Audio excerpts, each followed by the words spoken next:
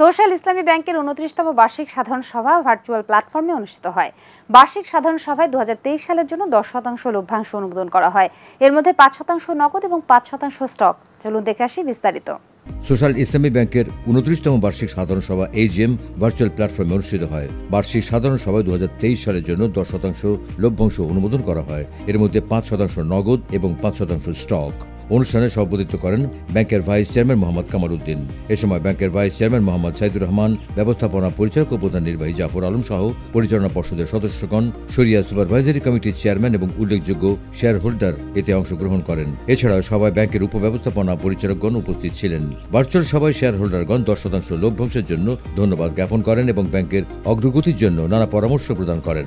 ব্যাংকের কোম্পানির সচিব মোহাম্মদ নাজবুল আহসান FCS অনুষ্ঠান পরিচালনা করেন। সভাপতির বক্তব্যে ব্যাংকের ভাইস চেয়ারম্যান মোহাম্মদ কামাল উদ্দিন সম্মানিত শেয়ার হোল্ডার ও নিয়ন্ত্রক সংস্থাসমূহকে ধন্যবাদ প্রদান করেন এবং তাদের অকৃত্রিম সহযোগিতার জন্য কৃতজ্ঞতা প্রকাশ করেন। তাদের সহযোগিতা ভবিষ্যতে অব্যাহত থাকবে বলে তিনি আশাবাদ ব্যক্ত করেন।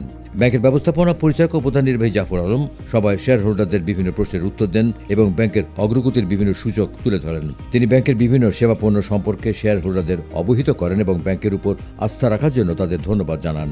পরিচালনা পর্ষদের দিক নির্দেশনায় সোশ্যাল ইসলামী ব্যাংক কাঙ্ক্ষিত লক্ষ্য অর্জনে সক্ষম হবে বলে আশা প্রকাশ করেন তিনি।